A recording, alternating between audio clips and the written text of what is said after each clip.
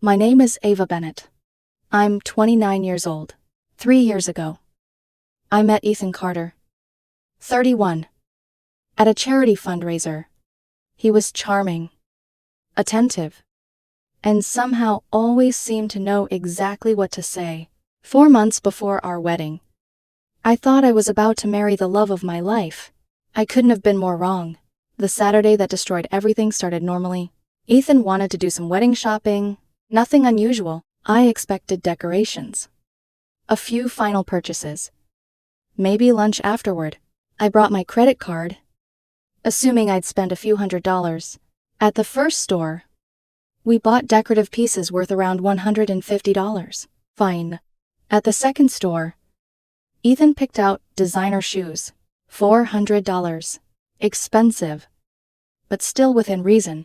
Then we entered a luxury boutique. That was where reality cracked open. Ethan started grabbing jackets, then watches, then sunglasses, then bags. The pile kept growing. The sales associate looked thrilled. I looked confused. Ethan, I said quietly, pulling him aside. What's all this for? He stared at me like I'd asked the dumbest question imaginable. For our honeymoon. Our honeymoon, obviously. I glanced toward the mountain of merchandise. You already bought clothes for the honeymoon. His expression shifted. Those tiny changes in facial expressions are funny. You don't notice them when you're in love. Lotter. They're all you can see. Those were different. He snapped. Different? How? They were for other trips. What other trips? His jaw tightened. The trips before the honeymoon. I blinked. The what? He rolled his eyes dramatically. You never listen. We never discussed any of this. His voice got louder. God. Ava. Why are you always so cheap? Always. That word hit me strangely.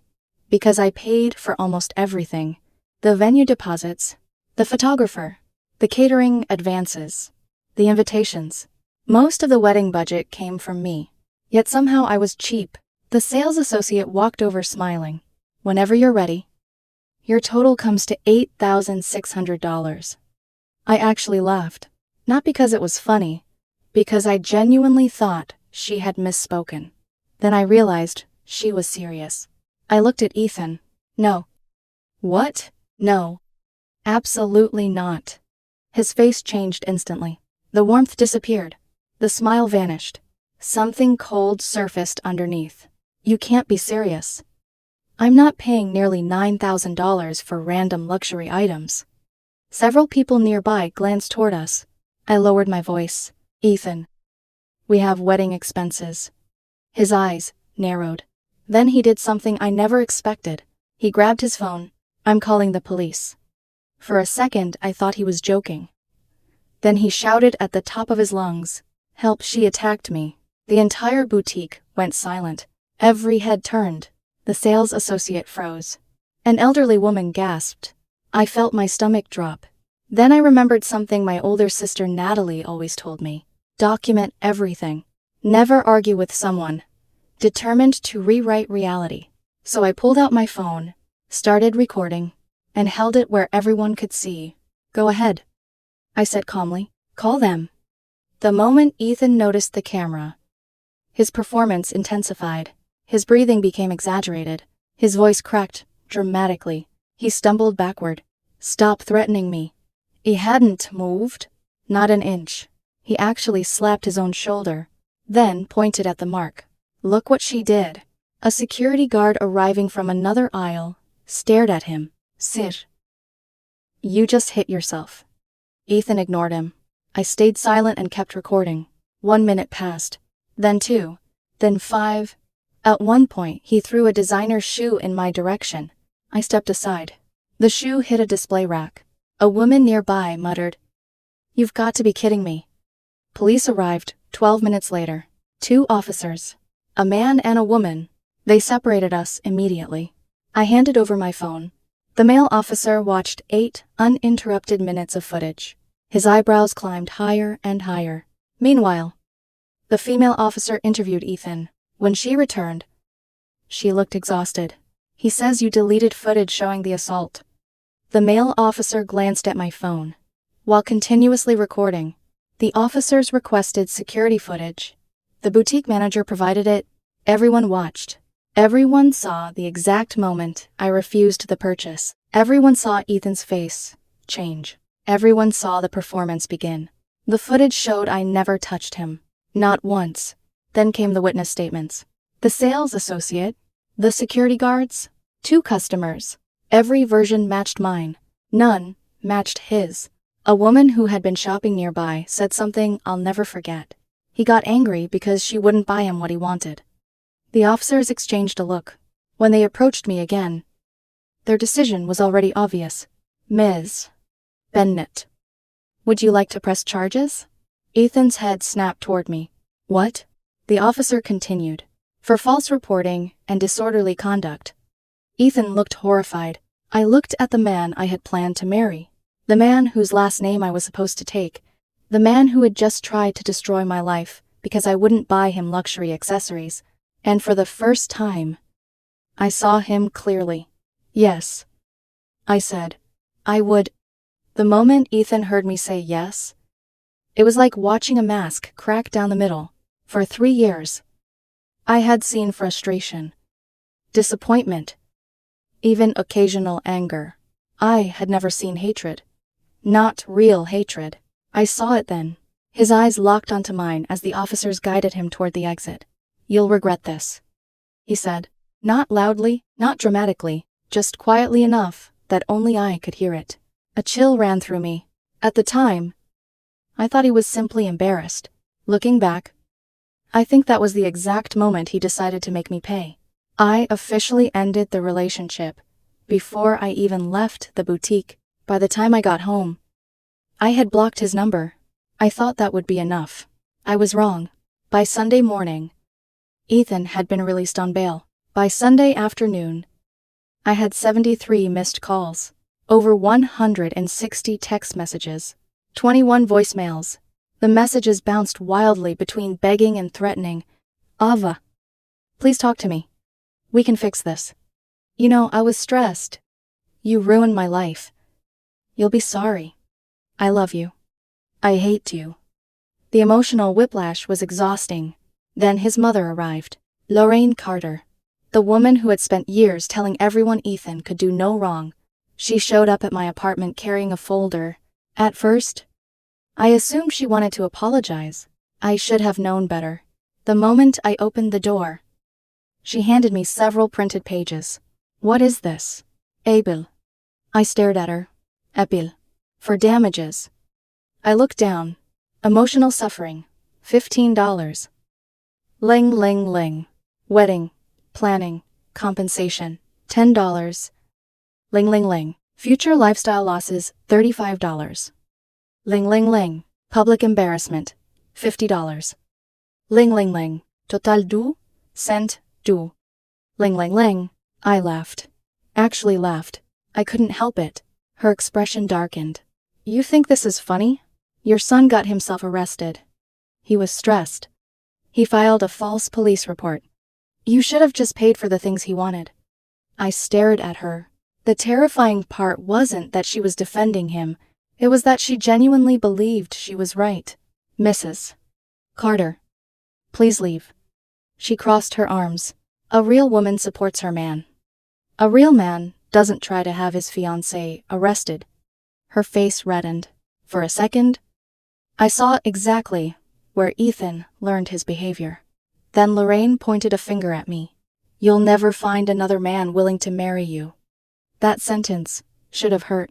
Instead, it felt strangely liberating, because for the first time, I realized I didn't want a man like Ethan. Not ever again. I pulled out my phone and started recording. The moment she noticed, her attitude changed. Just like Ethan. Same manipulation. Same performance. Same entitlement. You can't record me. You're standing outside my apartment. She stepped closer. You've destroyed my son's future. No.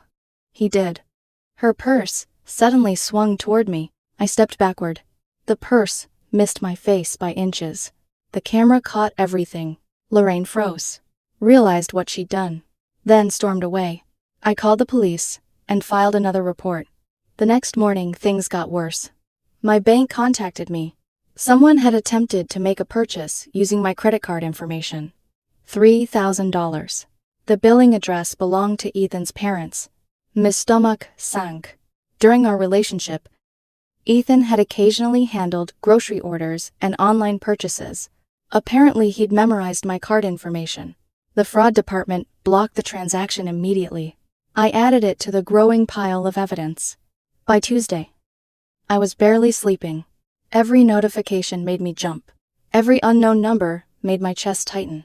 Then Ethan appeared at my workplace. I worked as a project coordinator for a marketing firm.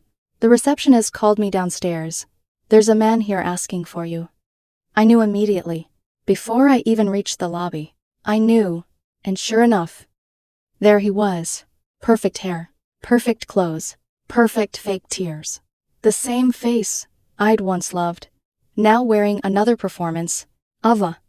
I pulled out my phone, started recording. His eyes immediately flicked toward it. Interesting. The camera made him nervous. Good. You shouldn't be here. I just want to talk.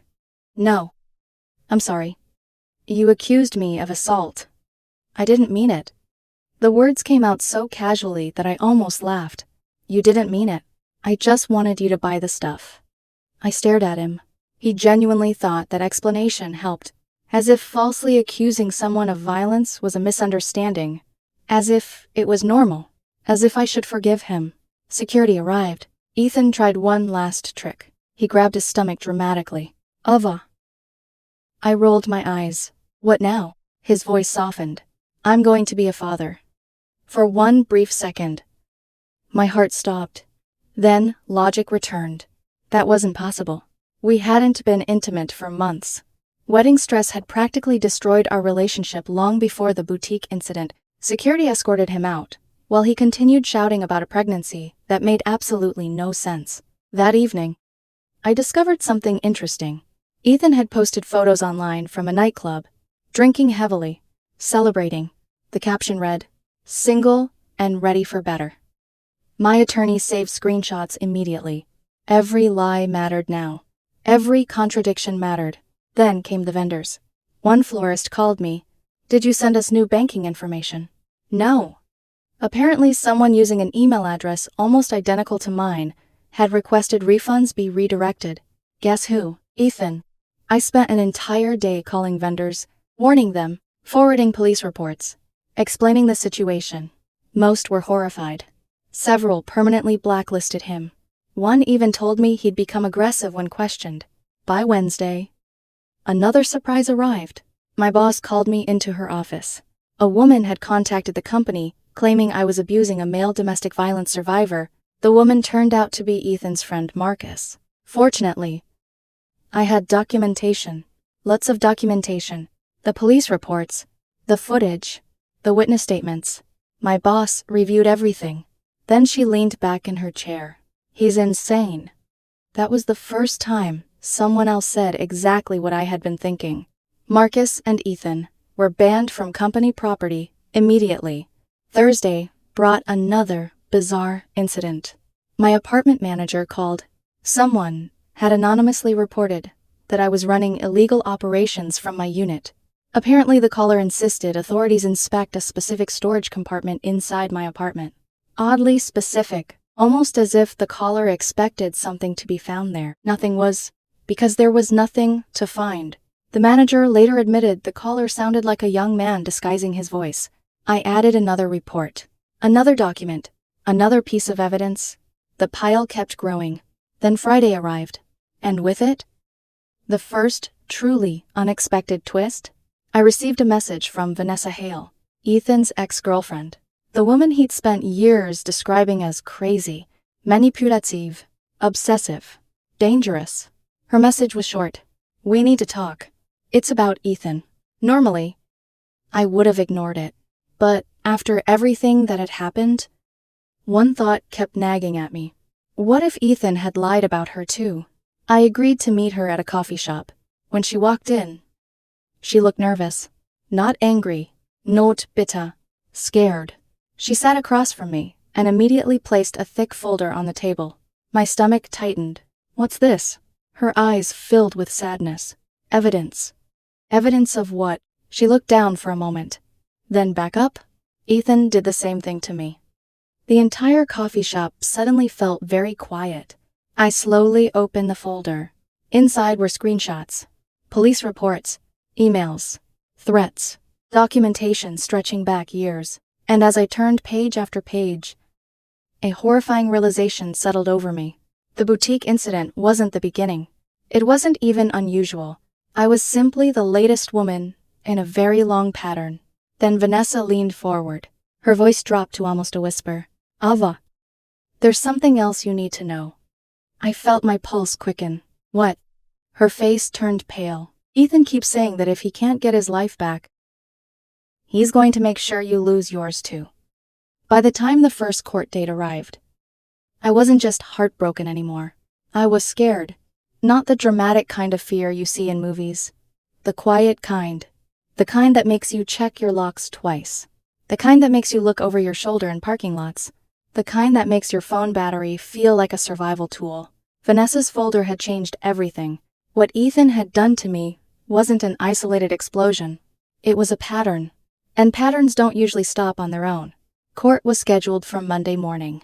I expected Ethan to show up in a suit, maybe looking remorseful. Instead, he arrived wearing a white button-down shirt with a fake arm sling. A fake arm sling. For a case where every piece of evidence showed I never touched him, his mother Lorraine accompanied him, dabbing at imaginary tears. The prosecutor actually raised an eyebrow when they walked in. I sat quietly with my attorney and watched. A year earlier, I would have felt guilty, seeing him like that. Now I just felt tired. When proceedings began, the judge reviewed the evidence. My phone footage, the boutique security footage, witness statements, the attempted credit card fraud, the harassment reports. Ethan's attorney argued that Ethan had experienced an emotional breakdown caused by wedding stress and public humiliation. The judge listened patiently, then asked one question. What part of emotional stress explains the attempted financial fraud and ongoing harassment? Silence. Ethan decided to speak despite his attorney clearly wanting him to stay quiet. Your Honor, she ruined my life. His voice cracked theatrically. I was under incredible pressure. Weddings are stressful. She controlled all the finances and made me feel trapped. I almost laughed. I had paid for most of the wedding. The judge flipped through documents. Mr. Carter, are you claiming financial abuse? Yes. The judge looked up. Then why are the venue, catering, photography, and deposit payments primarily from Ms. Bennett's accounts? Ethan hesitated. Well, we were going to combine finances. You were not married. He opened his mouth, closed it again. Then came the moment that stunned me. But she recorded me without consent. The judge looked genuinely confused. In a public retail store. Yes. That is generally legal. Ethan's face flushed. She's also stalking me. My attorney stood immediately. Your Honor, the defendant has repeatedly appeared at my client's residence and workplace after being asked to stop. The judge's expression hardened. The evidence presentation lasted less than an hour. The verdict felt inevitable. Guilty on false reporting and related charges, probation, fines, mandatory counseling, and most importantly, a restraining order. Ethan exploded. This is ridiculous. The judge warned him once. He ignored it. Lorraine started crying loudly. The courtroom clerk looked exhausted. When Ethan finally realized the ruling wasn't changing, he turned toward me with a look that made my skin crawl. Cold, calculated, promising something. I told myself it was over. I wanted to believe that. Then Vanessa called me that night. I think he's planning something. What do you mean? I don't know exactly. But he mentioned Brandon. His cousin. Yes. My pulse quickened. Brandon had shown up at my apartment during the Saturday confrontation with Lorraine. He was the one making threats through the door. What kind of something? Vanessa exhaled shakily. He keeps saying you're going to understand what consequences feel like. I didn't sleep much after that. The next morning, I bought additional security cameras, front door, back door, driveway, parking area. I felt paranoid while installing them. A tiny voice in my head kept asking if I was overreacting. That voice disappeared 3 nights later. Adoy patruzet și șaptea. M. My phone alerted me to motion outside. I opened the camera feed. 3 men were approaching my car. One was Brandon. The other 2 wore hoodies. And all 3 were carrying baseball bats. My hands started shaking. They moved toward my vehicle. Then one of them looked up and noticed the camera. Everything changed instantly. They froze. Brandon pointed. They turned and ran. The camera captured their faces clearly enough. It also captured Brandon's license plate when they drove away. I called 911 immediately. Officers arrived within minutes. By sunrise, detectives were reviewing the footage. By noon, Brandon was in custody. And by evening, the real bombshell landed.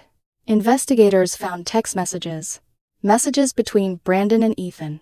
Messages discussing my car, my apartment, my schedule. One message made me physically ill. Handle it tonight. She needs to learn.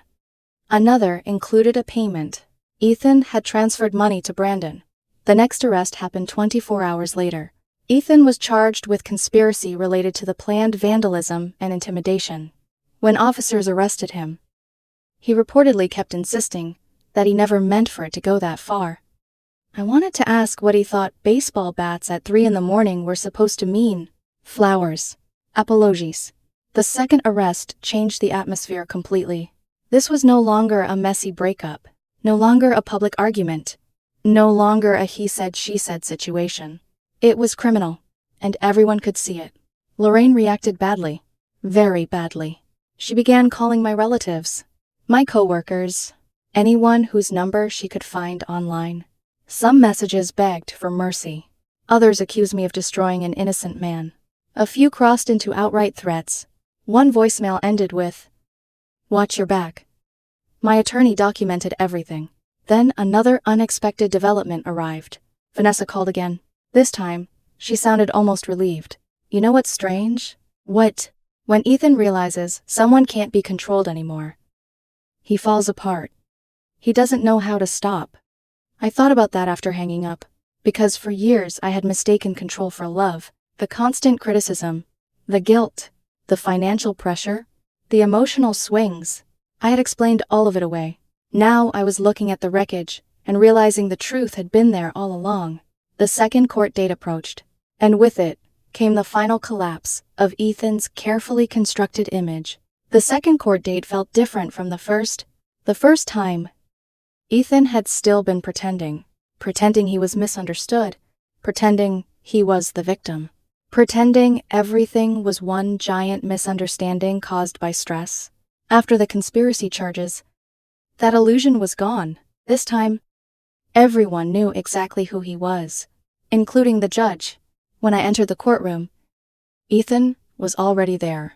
And somehow, despite everything that had happened, he still looked like he was preparing for a performance. Another white outfit, another dramatic medical accessory. This time, it was a neck brace. I actually blinked twice, because I thought I was imagining it. The judge walked in, saw Ethan, saw the neck brace, and slowly removed his glasses. For several seconds, he simply stared, then he shook his head. Nothing needed to be said. The evidence spoke for itself. Security footage, phone records, financial transactions, messages between Ethan and Brandon, camera recordings, witness statements. There was nowhere left to hide. His attorney attempted to argue that Ethan had never intended actual violence. The prosecutor immediately displayed photographs of the baseball bats, then displayed messages discussing my property, then displayed payment records. The courtroom became very quiet. When Ethan finally testified, he somehow made everything worse. I was emotional. The prosecutor nodded. You paid someone. I wasn't thinking clearly. You paid someone. He exaggerated what I said. You paid someone. Each answer pushed him deeper into the hole. The verdict arrived quickly. Guilty. Conspiracy. Violation of the restraining order. additional fines, additional probation, jail time, mandatory psychological evaluation. As the judge read the sentence, Ethan's face slowly transformed from confidence to disbelief, then anger, then panic. Finally, he turned toward me. "You won." The words dripped with bitterness. I looked back at him calmly. No anger, no satisfaction, just exhaustion. Because there were no winners in situations like this, only survivors. Unfortunately for Ethan, he wasn't finished making mistakes. "You ruined everything," the judge immediately warned him. Ethan ignored the warning. He continued shouting, continued blaming me, continued blaming the court, continued blaming everyone except himself. The judge added additional penalties for contempt.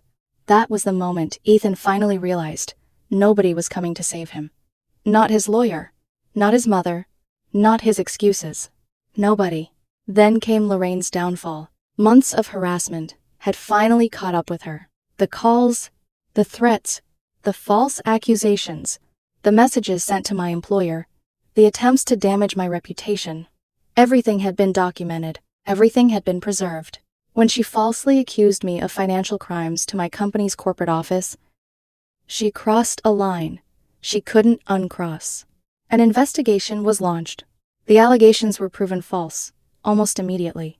The company decided to press charges. Lorraine was arrested. The news spread quickly through her community. She lost her job, lost her reputation, and according to people who knew the family, she lost her marriage too. After decades of enabling bad behavior, her husband finally walked away. One of the strangest developments came several months later. Ethan started dating again. Apparently he had found a woman named Rachel through a dating app. According to mutual acquaintances, he told her an elaborate story. I was supposedly his abusive ex. I had framed him, manipulated evidence, destroyed his future.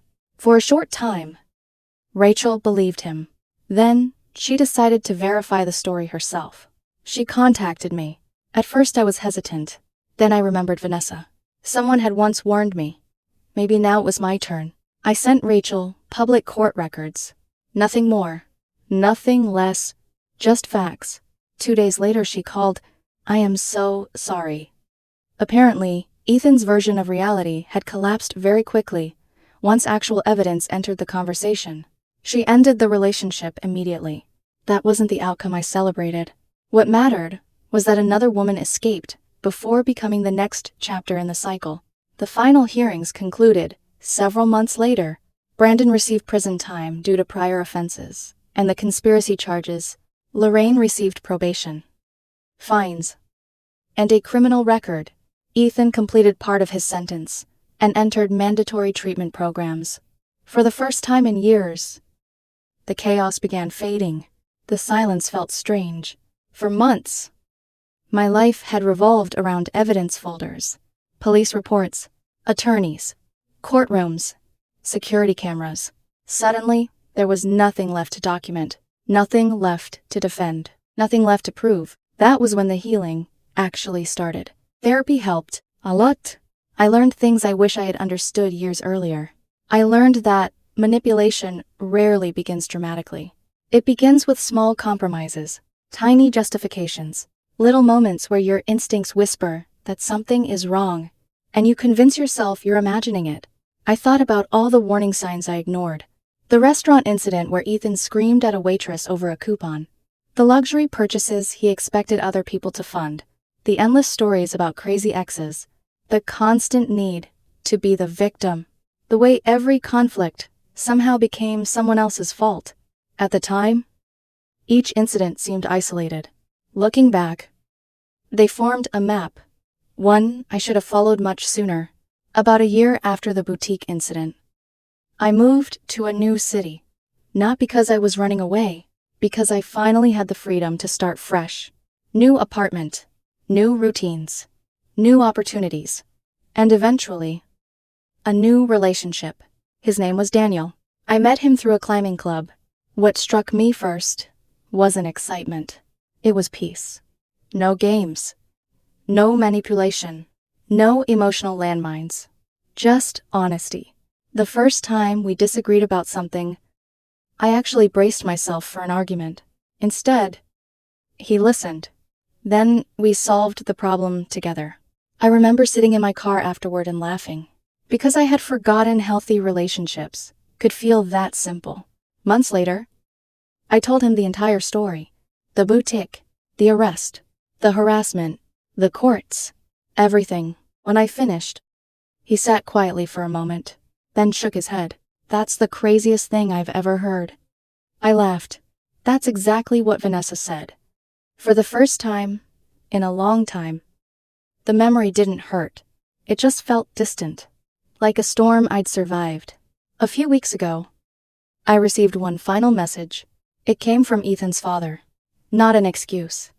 Not a defense. An apology. A genuine one. He admitted that he had spent years ignoring behavior he should have confronted.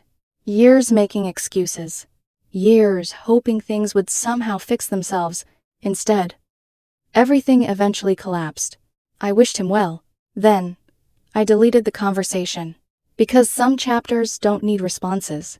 They just need endings. Today, my life is quiet. And after everything that happened, quiet feels like a gift. The cameras are gone.